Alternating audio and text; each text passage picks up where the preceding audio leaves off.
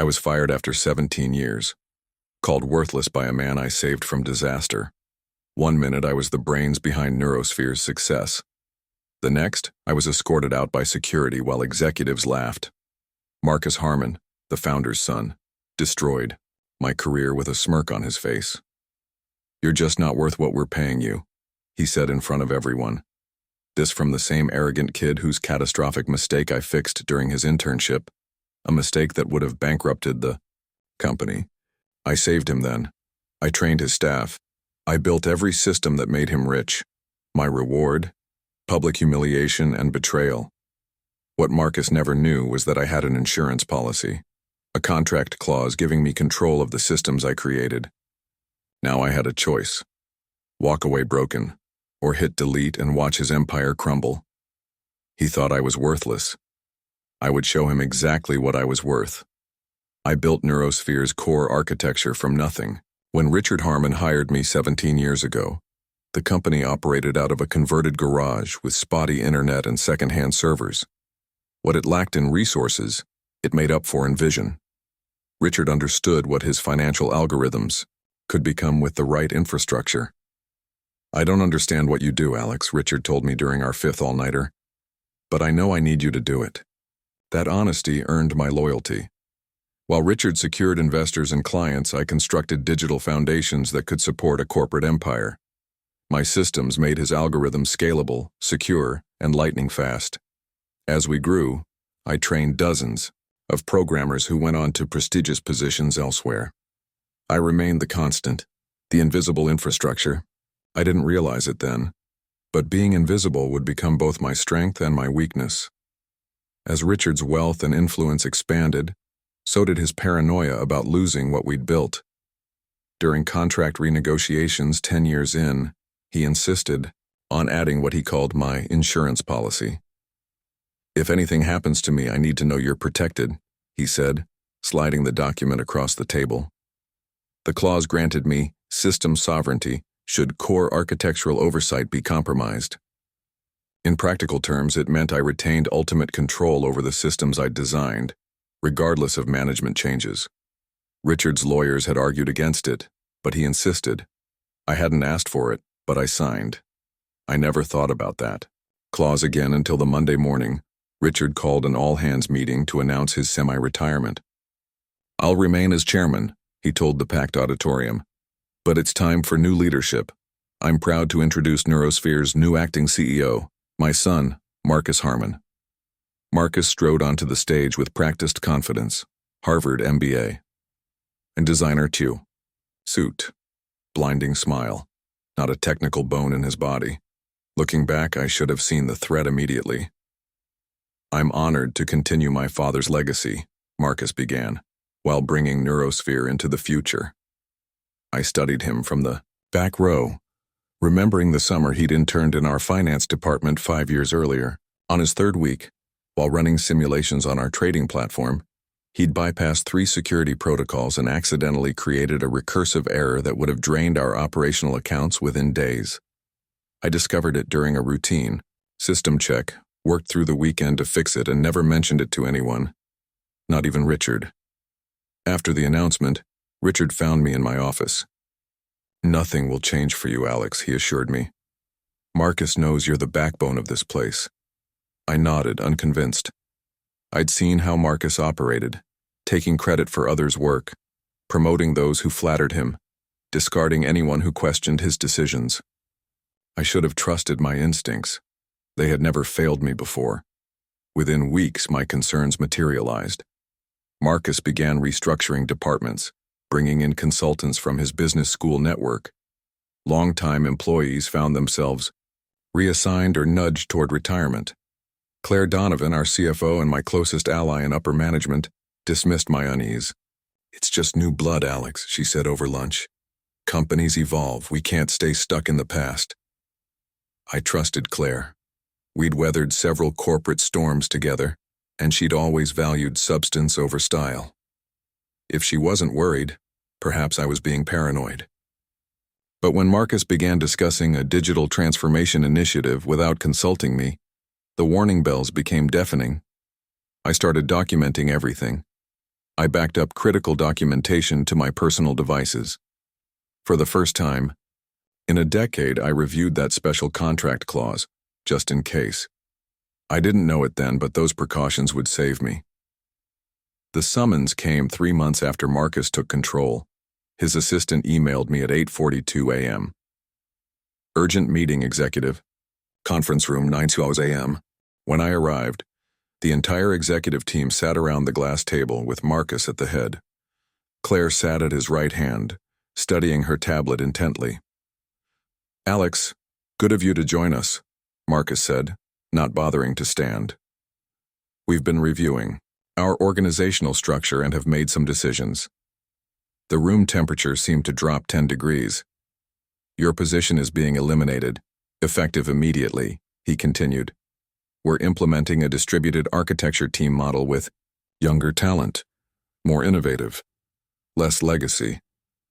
I remained silent, processing. The betrayal hit like a physical blow. "Let's be honest," he added, finally meeting my eyes with the ghost of a smirk. "You're just not worth what we're paying you anymore." Not one executive spoke. Not even Claire, who now refused to meet my gaze. Their silence was as cutting as Marcus's words. I knew then exactly what was happening. This wasn't business. This was personal. "You have until end of day to clear out your desk," Marcus concluded. "It will supervise your exit. We can't risk you taking proprietary information, can we?" Several executives chuckled softly. I saw Claire's knuckles whiten around her tablet. I nodded once, stood, and walked out without a word.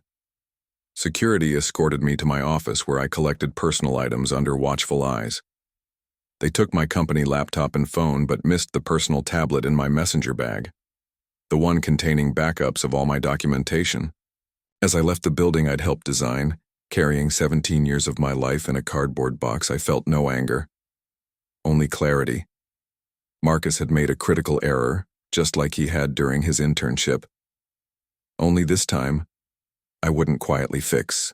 Teresa, that night in my apartment overlooking the city, I opened my tablet and activated Protocol 0, the digital equivalent of pulling life support, not to destroy but to reclaim what was rightfully mine. I had built Neurosphere systems to perfection. Now I would watch them unravel. Looking back, that moment was the first time I felt truly powerful. Not as the invisible infrastructure, but as its master. The first system failures began exactly 37 hours after my termination. Subtle glitches at first, authentication errors, intermittent cloud service disruptions, inexplicable latency in the trading algorithms. Nothing catastrophic, but enough to create confusion. I monitored the situation through former colleagues who messaged me in panic. "What's happening?" texted Raj, a brilliant programmer I'd mentored for 5 years. "The system's rejecting valid credentials and nobody can figure out why." I didn't respond. Protocol 0 wasn't malware or a virus. It was more elegant. A progressive system degradation triggered by the removal of my security credentials. Every Neurosphere system required my digital signature to maintain stability, a fact documented in security reports Marcus had clearly never bothered to read. Sometimes being invisible has its advantages. No one sees what you're capable of until it's too late. By day 3, the tremors became earthquakes. The trading platform started producing inconsistent results. Client dashboards displayed corrupted data. The proprietary algorithms that were Neurosphere's crown jewels began operating at 40% efficiency. Neurosphere's stock dropped 12% that day. Online tech forums buzzed with speculation.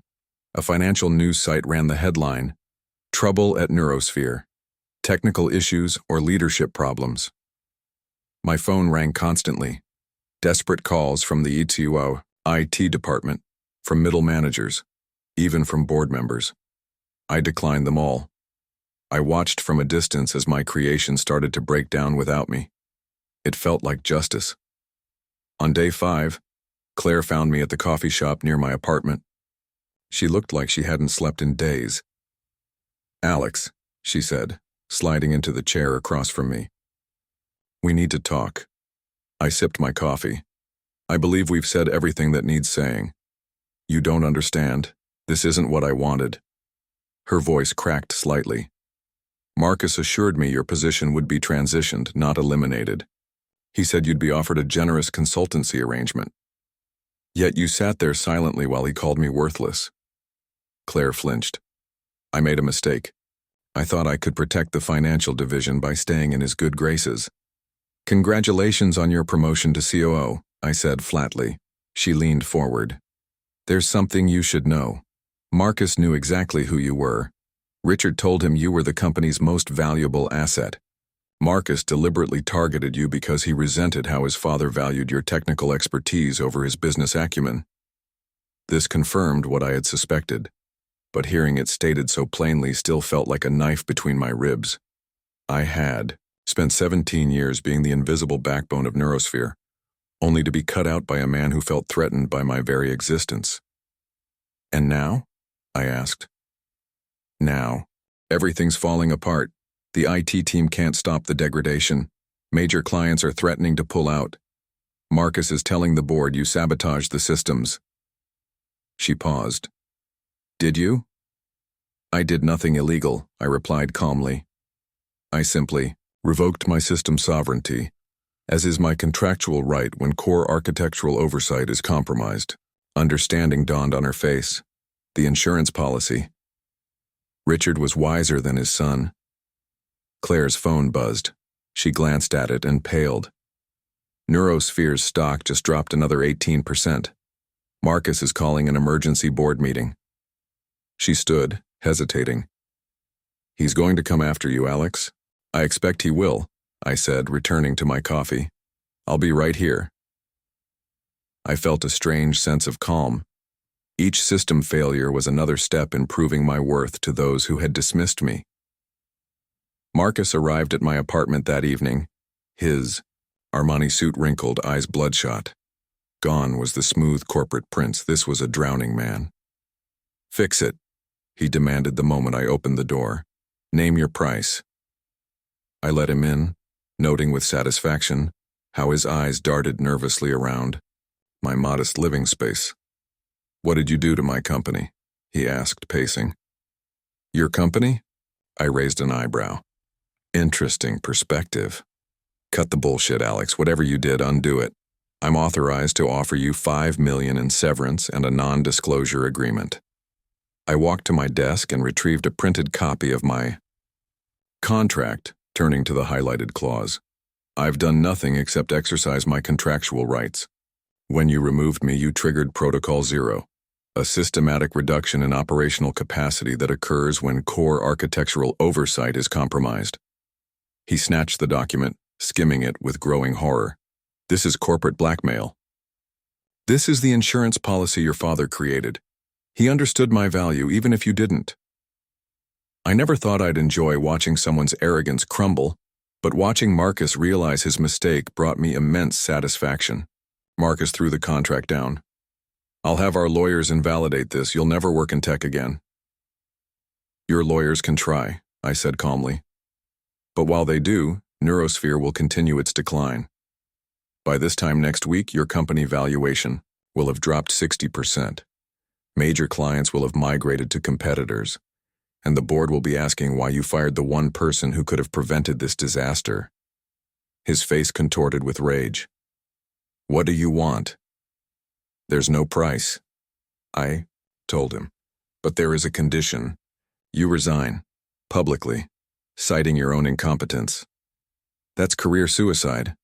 I met his eyes. Being worthless usually is. The look on his face was worth 17 years of invisibility. Marcus didn't surrender easily. The next morning, Neurosphere issued a press release accusing me of corporate sabotage and announcing legal action. Their stock dropped another 15% within hours. I received a call from Vertex Systems, Neurosphere's main competitor, offering me a senior position. I declined politely, explaining I had unfinished business. My focus was singular. Marcus had to face the consequences of his arrogance. By day 7, Neurosphere's systems were operating at 30% capacity. Major clients began publicly announcing they were exploring alternatives. The board called an emergency meeting. Richard called me that evening. our first conversation since his son had fired me. "Alex," he began, his voice carrying the weight of his 70 years. "What's happening to my company?" "Protocol Zero," I explained. "The system protection we documented in your son's presence at least 12 times.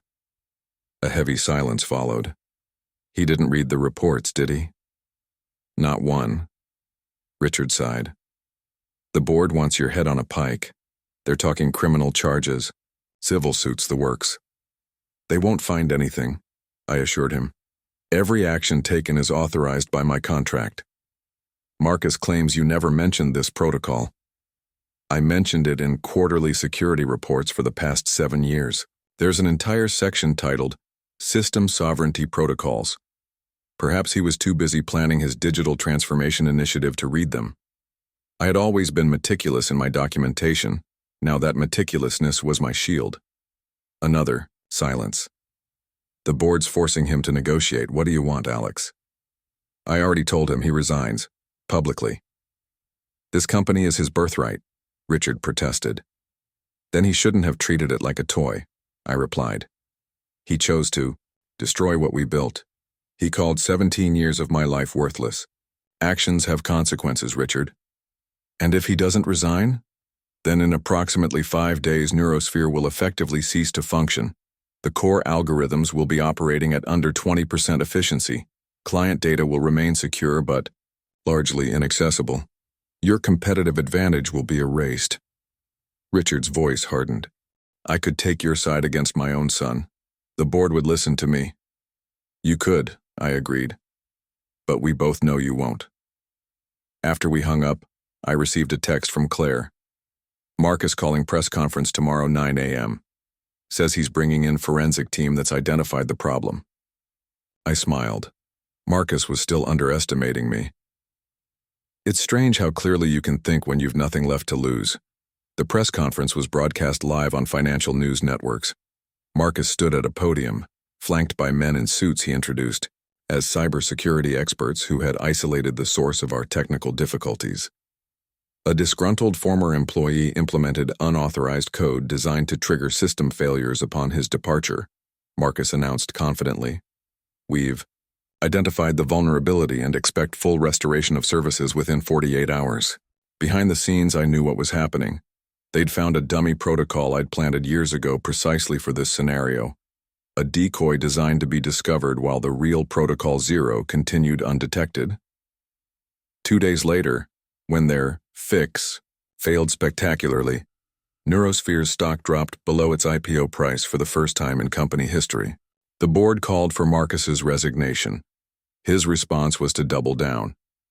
In a desperate email that leaked to tech media, Marcus instructed Neurosphere's legal team to find something, anything, they could use against me. He ordered a complete audit of my personal finances and communications, violating several privacy laws in the process. That overreach gave me the opening I needed. I sent a single email to the board of directors copying Richard with evidence of Marcus's illegal surveillance directive. I attached documentation of the catastrophic error he'd made during his internship years ago, the one I'd quietly fixed. I included proof that Protocol Zero had been fully documented and approved in security reports he'd signed off on without reading. The final attachment was a simple restoration plan. Marcus resigns, I return with full authority over system architecture, and operations resume within 24 hours. The board's response came 3 hours later. Terms accepted. I had been invisible for 17 years. Now I was indispensable. Marcus refused to go quietly. He barricaded himself in the executive suite, ordering security to deny the board access.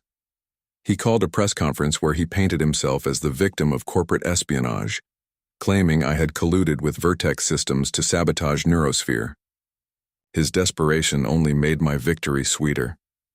Richard, finally breaking his silence, called an emergency shareholder meeting. As the largest individual shareholder, his authority couldn't be ignored, not even by his son.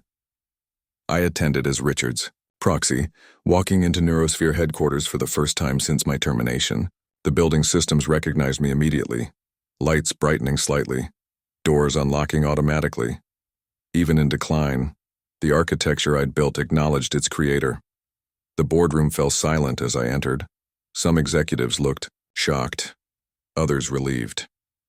Claire sat in the corner, separate from Marcus's remaining allies. Marcus stood as I approached the table. "You have no right to be here." "I'm here as a shareholder representative," I replied, placing Richard's proxy documentation on the table, "and to offer a solution to the crisis you created." "The crisis I created?" Marcus laughed bitterly. "You sabotaged this company." "Did I?" I plugged my tablet into the room's presentation system. "Let's review the facts." I had waited for this moment, the chance to publicly dismantle the man who had tried to erase me. Over the next 30 minutes, I methodically displayed the evidence. The Protocol Zero documentation and security reports bearing Marcus's signature, his catastrophic error during his internship, the contract clause his father had insisted upon, the illegal surveillance he'd ordered against me. Perhaps most importantly, I concluded, I'd like to direct the board's attention to Section 7 of the quarterly security report submitted 3 months before Mr. Harmon's appointment as CEO. I highlighted a paragraph on screen. System sovereignty requires continuous authentication validation from Primary Architecture Authority, A. Mercer. Removal of this authentication will trigger Protocol Zero, resulting in progressive system degradation to prevent unauthorized operation of proprietary systems. Marcus's face had gone from red to ashen. "You can't expect anyone to read every line of these technical reports." "As CEO, that was precisely your responsibility," I replied, "particularly before firing the person who wrote them." The room was silent. I had them. Before Marcus could respond, the boardroom doors opened. 2 men in dark suits entered. "Marcus Harmon?" one asked, approaching the table. "Who the hell are you?" Marcus demanded. "Federal Bureau of Investigation," the man replied, displaying his credentials. "We're investigating allegations of securities fraud and illegal corporate surveillance." I had anticipated Marcus's moves so perfectly that it felt almost choreographed. Marcus pointed at me desperately. "Arrest him.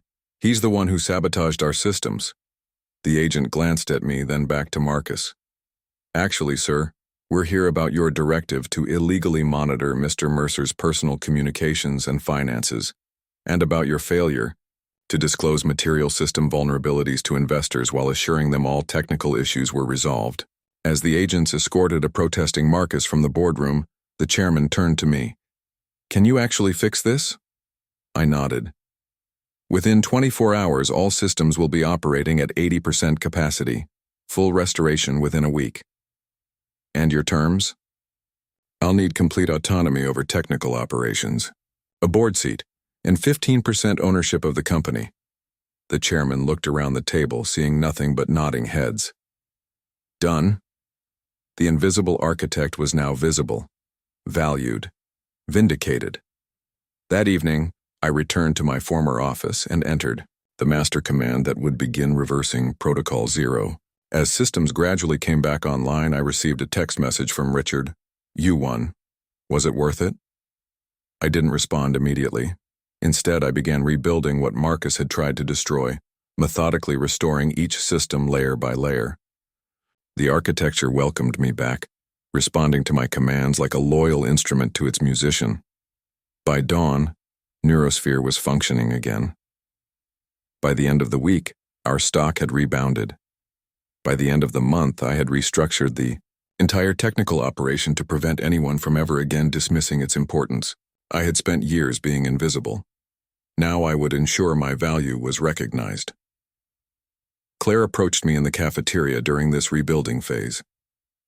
"I've accepted a position heading our new Singapore office," she said. I nodded. "That's a significant time difference." "That's the point." She hesitated. "I'm sorry, Alex, I should have spoken up." "Yes," I agreed. "You should have." As she turned to leave, I added, "The Singapore operation will be crucial to our Asia expansion. Don't make the same mistake twice." She understood my meaning. Redemption was possible, but it would be earned, not given. I never expected forgiveness to be part of this story. But I discovered something more valuable: control. 6 months after my return, Neurosphere had not only recovered but thrived. Our stock hit an all-time high. Tech media dubbed me the ghost in the machine, the invisible architect who'd risen to save the company he built. Richard returned as chairman emeritus, allowing me to remain as chief technology officer with expanded authority. We spoke little of Marcus, who faced federal charges for securities fraud and corporate malfeasance. He was always impatient, Richard said during one rare conversation about his son, wanted results without understanding the process. A dangerous quality in technology, I observed. Richard nodded. And in leaders. As Neurosphere prepared for its triumphant relaunch conference, I reviewed my prepared remarks. The event would be live-streamed to tech industry observers worldwide. Our formal declaration that the crisis was over. The morning of the conference, I received an unexpected email from Marcus's attorney requesting a private meeting to discuss potential settlement terms. I declined without comment. His desperation had no value to me now. The auditorium was packed with employees, investors, and media. As I took the stage, the applause was thunderous, a stark contrast to the silence that had accompanied my departure months earlier. "Thank you," I began. 6 months ago, Neurosphere faced an existential crisis. Today, we stand stronger than ever. I outlined our technical achievements and financial recovery. I acknowledged the contributions of key team members who'd worked tirelessly during the restoration. I announced promotions and bonuses for those who'd remained loyal. Then I came to the announcement I'd planned carefully. Today, Neurosphere is launching a new initiative that reflects our core values, I said. The Eleanor Harmon Coding Scholarship will provide full education funding and guaranteed internships to promising students from disadvantaged backgrounds. A murmur ran through the audience. Eleanor Harmon, Marcus's mother, who had died when he was young, was rarely mentioned within the company. My revenge had evolved into something more sophisticated than simple destruction. Eleanor believed in nurturing talent and recognizing potential, I continued. Her compassion influenced Neurosphere's earliest culture. This scholarship honors her legacy by investing in those who might otherwise remain invisible in our industry. Richard, seated in the front row, wiped his eyes discreetly. This experience has taught us the value of visibility, I concluded. When we recognize each contributor's worth, when we acknowledge that no one is expendable, we build something truly unbreakable. The standing ovation lasted nearly 5 minutes. That evening, as celebrations continued throughout the company, I returned to my office. A notification appeared on my private tablet. Someone had accessed the live stream recording from an unregistered device. The IP address was familiar. Marcus, watching from somewhere. I had broken him professionally. Now I had touched something even deeper. I hesitated, then sent a private message to that connection. Worth something? There was no response, but the connection remained active for precisely 3 minutes and 42 seconds before terminating. The following week, I received word that Marcus had pleaded guilty to reduced charges. His statement to the court acknowledged catastrophic errors in judgment and failure to recognize the value of established expertise. He would serve no prison time but was barred from holding any executive position in publicly traded companies for 10 years. His reputation in the business world was destroyed, not by my actions but by his own. The invisible architect had reclaimed his kingdom and ensured the king's son would never threaten it again. Richard resigned from the board shortly after, citing health concerns. Before leaving, he transferred his remaining shares to the company foundation with one condition: the Eleanor Harmon Scholarship would be permanently funded. "She would have liked you, Alex," he told me during our final meeting. "She valued substance over style, too." "I wish I'd known her," I replied sincerely. As Richard departed, he paused at the door. Was it revenge or justice? I considered the question carefully. "It was consequence," I finally answered. "Every system has rules.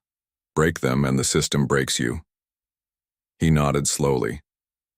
"Take care of our company, Alex." "Always," I promised. I never expected to find peace in this outcome, but watching the company flourish under my visible leadership brought satisfaction beyond revenge. 1 year to the day after my termination, I arrived at Neurosphere before dawn, as I had for almost 2 decades. The architecture hummed in perfect harmony. The systems recognized their creator. The invisible infrastructure, finally seen and valued. That afternoon, I received an unusual email. A job application for an entry-level position. The name on the resume was Marcus Harmon. No prestigious education was listed, no executive experience. Just a humble request for a chance to learn from the ground up. I studied it for a long time, considering the symmetry. The man who had once called me worthless now begged for crumbs from my table. I could deny him, completing his destruction. I could accept him, forcing him to serve under my authority. Either would satisfy the coldest parts of my nature. I never thought I'd be in a position to decide someone else's fate. The power was intoxicating. Instead, I forwarded his application to the Eleanor Harmon Scholarship Committee with a note. Consider on merit alone. Consequence delivered. Justice served. System restored. As I closed my computer for the day, I realized Richard's question remained open. Revenge or justice? Perhaps neither. Perhaps both. The architecture doesn't care about human emotions. It simply executes its code, precisely as designed. I had done the same. 3 months later, at the quarterly board meeting, I presented our technical roadmap for the coming year. As CTO and major shareholder, my authority was unquestioned. The executive team that had once watched my humiliation now hung on my every word. After the meeting, I found a note on my desk from the Eleanor Harmon Scholarship Director. M. Harmon application rejected due to lack of qualifications. I felt nothing. No triumph, no regret. The system had made its decision based on merit, just as it should. That evening, I received a message request on my private communication channel from Marcus. I know what you did, it read. Using my mother's name while destroying me. I didn't respond. You've turned my father against me, taken my company, ruined my reputation. What more do you want? I almost deleted the message, then thought better of it. I want nothing from you. You determined your own fate when you decided I was worthless. His reply came quickly.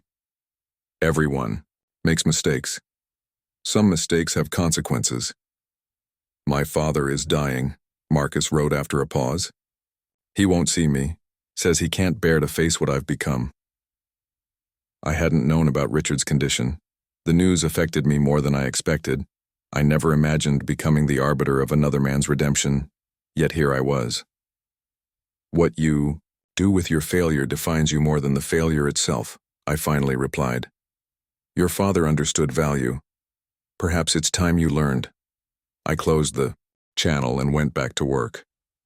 2 weeks later, I visited Richard in the hospital. He looked smaller, frailer, but his mind remained sharp. Marcus came to see me, he said without preamble.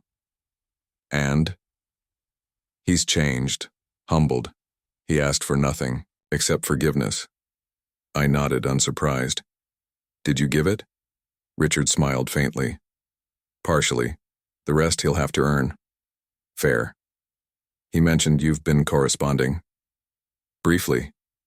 Richard studied me. The company is thriving under your leadership. The scholarship is changing lives. You've won, Alex, completely. It was never about winning, I said, surprised to find I meant it. Then what was it about?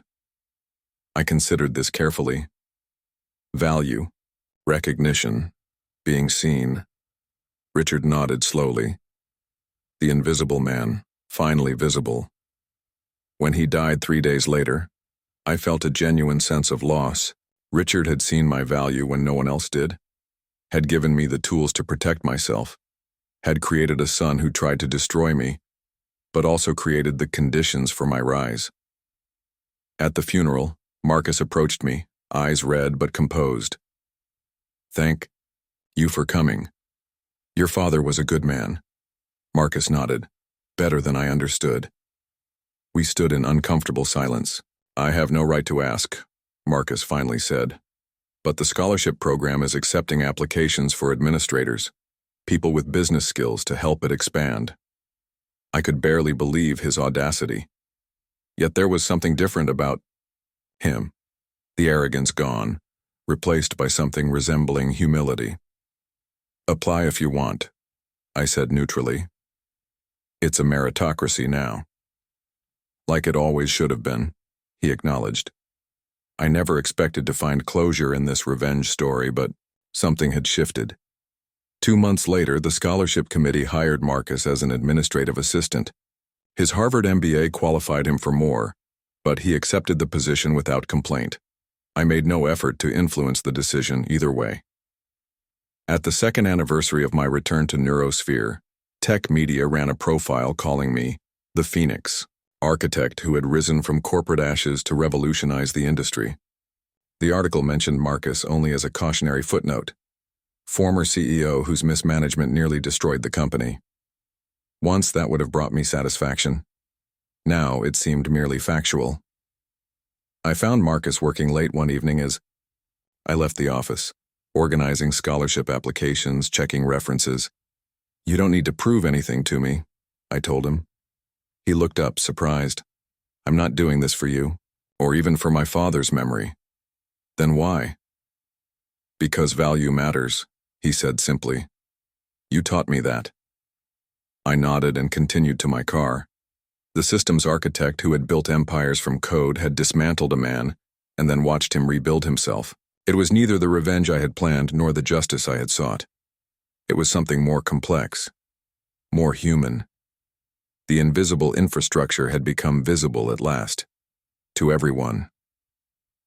5 years after my return to Neurosphere, I found myself addressing the annual Technology Leadership Conference in San Francisco. My keynote speech on system architecture as corporate DNA drew the largest crowd in the event's history. I spoke about resilience, about building frameworks that could withstand disruption, about recognizing the value of invisible infrastructures. The irony wasn't lost on me. The strongest systems, I concluded, are those that recognize the value of every component, not just the visible ones. The standing ovation was gratifying, but what caught my attention was a familiar figure in the third row. Marcus Harmon, now executive director of the Eleanor Harmon Foundation, taking notes intently. The foundation had grown beyond Neurosphere, providing technical education to thousands of underserved students nationwide. Marcus had built it into something his mother would have been proud of. I never expected my revenge to create something positive. Yet here we were. After the speech, I found myself approached by CEOs, venture capitalists, and tech journalists. All wanted my insights, my predictions, my time. The invisible architect was now one of the most visible figures in the industry. A young reporter from Tech Insider cornered me as I tried to leave. Mr. Mercer, is it true that you deliberately crashed Neurosphere's systems after being fired? I paused, considering how to respond. Systems have rules. When the rules are broken, systems fail. But you had a backdoor protocol, she pressed. Some would call that sabotage.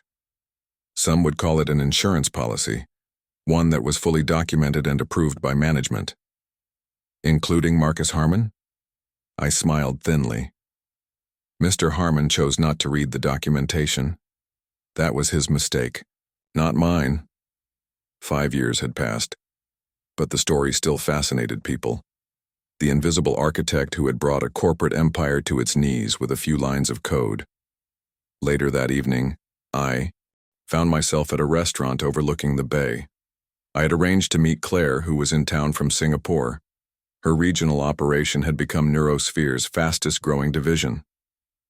The ghost in the machine returns to haunt us, she said, sliding into the seat across from me. Hardly a ghost these days, I replied.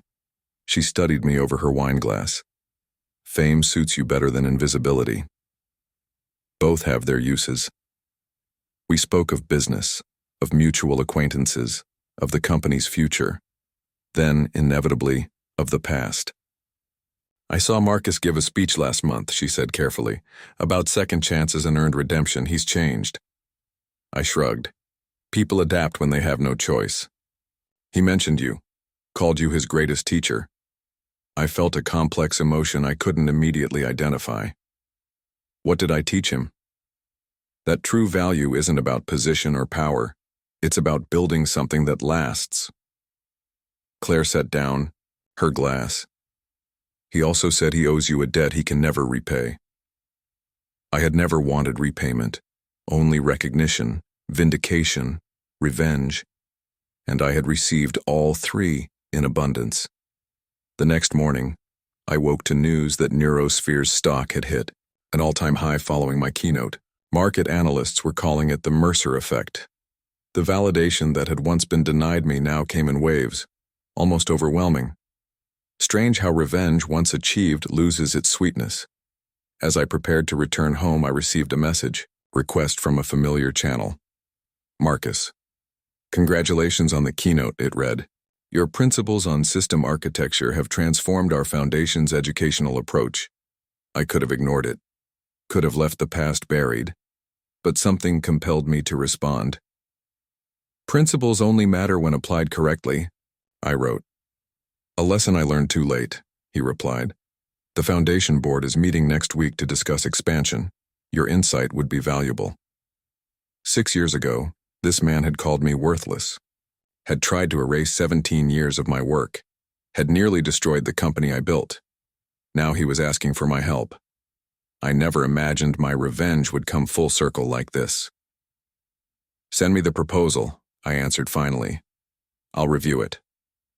The following week, I found myself in the Eleanor Harmon Foundation's modest offices, sitting across from Marcus. His expensive suits were gone, replaced by casual business attire. The polished arrogance had vanished, replaced by focused competence. We're reaching 10,000 students now, he explained, walking me through their operations. But with the right infrastructure, we could triple that number. I studied the technical documentation, impressed despite myself. You've built a solid framework. I learned from the best, he said quietly, by watching what happens when you ignore expertise. We worked through the expansion plans methodically.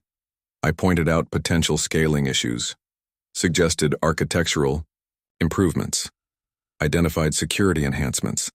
It was strange working alongside the man I had systematically destroyed. Stranger still that it felt productive. As we concluded, Marcus handed me a small envelope. For you.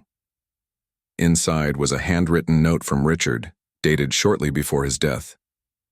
Alex, if you're reading this, you've chosen wisdom over wrath. The measure of a man isn't in how he falls, but in how he rises. Thank you for teaching my son what I could not. I looked up, genuinely surprised. He knew you better than you think, Marcus said. I had spent years believing my revenge was complete, only to discover it was merely a chapter in a longer story. That evening, at Neurosphere's quarterly board meeting, I made an unexpected announcement. I'm establishing a technical advisory role with the Eleanor Harmon Foundation, effective immediately. The board members exchanged glances.